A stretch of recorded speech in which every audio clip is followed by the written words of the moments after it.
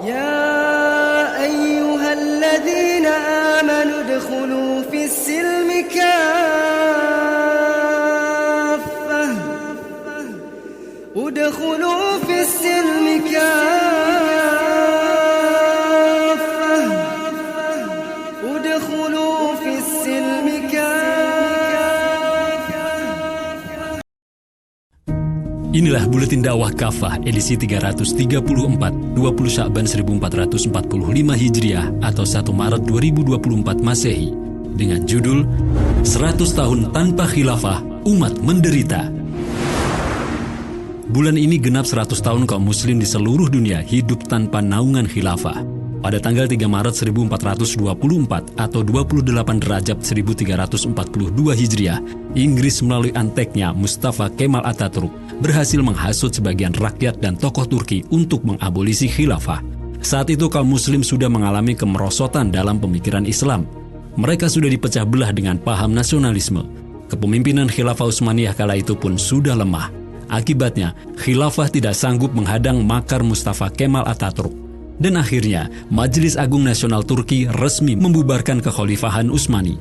Mereka bahkan mengusir khalifah terakhir Sultan Abdul Majid II keluar dari Turki. Mustafa Kemal merupakan keturunan Yahudi Dunamah yang begitu membenci Islam. Setelah menghancurkan khilafah, antek Inggris ini lalu melakukan pengerusakan umat melalui program westernisasi. Antara lain menghapus syariah Islam, memberlakukan undang-undang sekuler, membebaskan peredaran minuman keras dan pesta dansa pria dan wanita, melarang jilbab bagi muslimah, melarang penggunaan bahasa Arab, serta bertindak represif terhadap para ulama yang tetap istiqomah dalam keislaman. Kebijakan ini dipuji-puji oleh Barat dan para pengikutnya sebagai bentuk modernisasi Turki, padahal semua itu hakikatnya adalah penghancuran peradaban Islam. Hilangnya perisai umat. Imam dan khilafah disebut oleh Nabi SAW sebagai perisai yang melindungi umat. Sabda beliau, sungguh imam atau khalifah adalah perisai, orang-orang berperang di belakang dia dan berlindung pada dirinya. Hadis riwayat Muslim. Imam An-Mawardi dalam kitabnya Ahkamus Sultaniyah menyebut bahwa imamah menempati posisi sebagai pengganti kenabian dalam menjaga agama dan urusan dunia. Ketika khilafah Islamiyah lenyap, hilang pula perisai yang melindungi umat. Karena itu, pembubaran khilafah Islamiyah adalah bencana besar untuk dunia Islam. Tanpa khilafah, berbagai krisis melanda tanpa bisa dihentikan. Umat kehilangan pelindung dan pembela mereka. Tanpa khilafah, kehormatan, harta, dan darah umat ditumpahkan dengan murah oleh Barat. Ada sejumlah derita besar yang dialami umat pasca keruntuhan khilafah. Pertama, persatuan umat muslim tercabik-cabik oleh paham nasionalisme dan negara bangsa atau nation state yang dipromosikan Barat, terutama Inggris. Kaum muslim yang semula hidup dalam persatuan di bawah naungan khilafah terpecah menjadi lebih dari 50 negara bangsa. Paham nasionalisme ini menambah derita umat. Umat menjadi tidak saling peduli satu sama lain. Nasionalisme bahkan sering memicu konflik dan perang antar sesama muslim. Ada perang Irak-Iran, ada agresi Irak ke Kuwait, ada perang Arab Saudi-Yaman. Semua itu adalah sebagian konflik yang dipicu oleh paham nasionalisme. Padahal mereka semuanya adalah bersaudara. Karena paham nasionalisme ini juga, para pemimpin dunia Islam merasa tidak punya tanggung jawab terhadap kondisi Palestina, Myanmar, Uighur, dan sebagainya. Kedua, penjajahan di dunia Islam merajalela. Keruntuhan khilafah menyebabkan negara-negara Barat leluasa menjajah negeri-negeri Muslim. Mereka bak kawanan anjing hutan yang mencabik-cabik hewan ternak yang kehilangan penjaganya.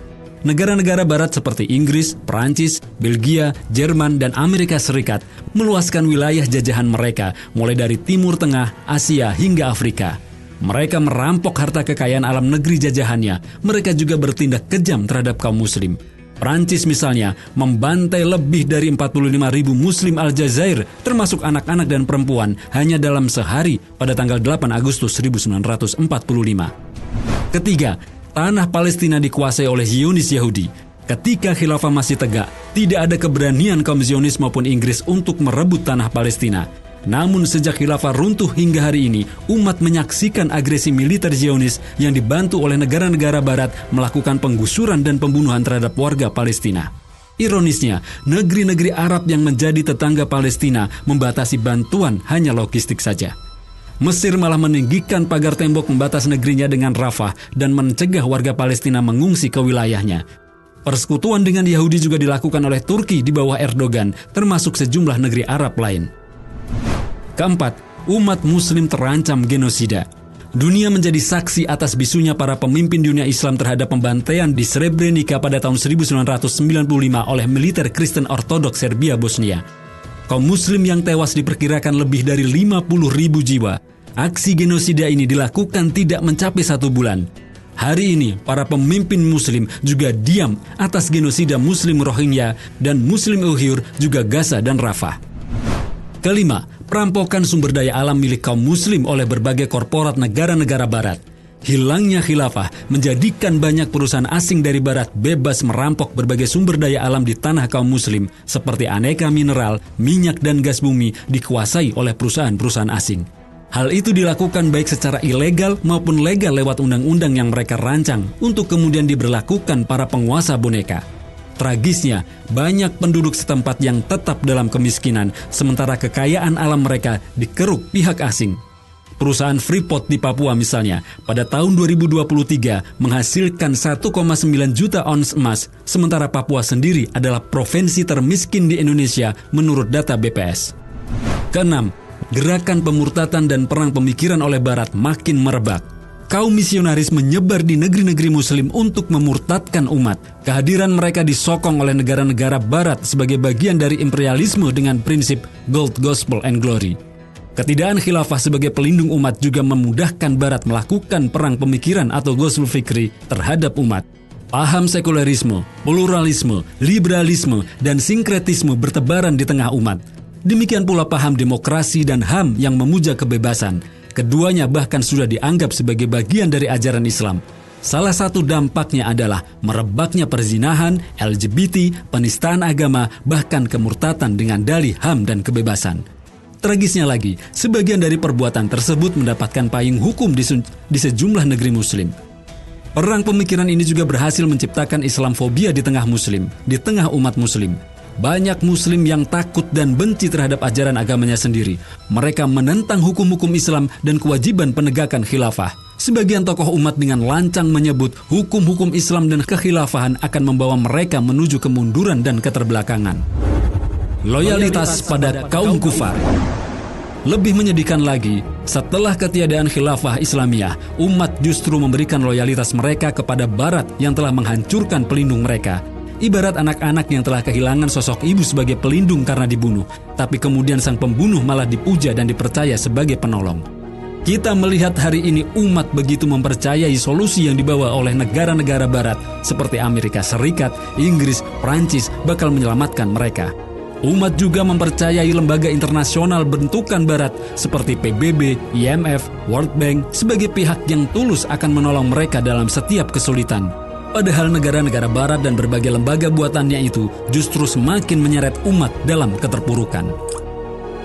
Sudah jelas hanya Allah SWT yang mengangkat umat menuju kemuliaan. Allah SWT telah mengingatkan, Allahu waliyyul ladzina amanu yukhrijuhum minadh dhulumati ilan nur walladzina kafaru أولياؤهم الطاغوت يخرجونهم من النور إلى الظلمات أولئك أصحاب النار هم فيها خالدون. Yang artinya, Allah adalah pelindung orang-orang yang beriman. Dia mengeluarkan mereka dari aneka kegelapan menuju cahaya iman. Sebaliknya, orang-orang kafir itu, pelindung-pelindung mereka adalah togut. Mereka togut mengeluarkan orang-orang kafir itu dari cahaya menuju kegelapan. Mereka itulah para penghuni neraka. Mereka kekal di dalamnya. Terjemah Quran Surat Al-Baqarah ayat 257. Wahai kaum muslim, menerapkan hukum-hukum Allah dan menegakkan khilafah adalah kewajiban nyata. Para ulama telah menyebut khilafah sebagai perkara yang telah dipahami urgensinya atau maklumin ad-din bi'ad-darurah. Menjalankan syariah dalam institusi khilafah adalah pembuktian ketaatan seorang hamba kepada Allah SWT. Hari ini telah sampai 1 abad umat tidak memiliki perisai yang melindungi mereka. Tanpa khilafah, berbagai bencana besar telah terjadi tanpa bisa dicegah dan tanpa penolong bagi umat. Oleh karena itu, bersegera menegakkan khilafah sebagai perisai umat adalah kewajiban. Al-Qadhi Al-Alim Syekh Taqiyuddin An-Nabhani rahimahullah mengatakan bahwa berdiam diri dari upaya menegakkan khilafah adalah salah satu kemaksiatan terbesar. Sebabnya, ketiadaan khilafah menyebabkan hukum-hukum Islam terabaikan seperti di bidang muamalah, pidana, jihad, politik, dan kenegaraan. Wajib kita mengangkat seorang khalifah yang kita baiat untuk menjalankan syariah Islam dan menyebarkan Islam ke seluruh penjuru dunia dengan dakwah dan jihad. Rasulullah SAW telah bersabda, siapa saja yang melepaskan tangannya dari ketaatan kepada imam atau khalifah, ia pasti bertemu Allah pada hari kiamat nanti tanpa argumen untuk membela dirinya. Siapa saja yang mati dalam keadaan tidak ada baiat di pundaknya, maka ia mati dengan cara mati jahiliyah. Hadis riwayat Muslim.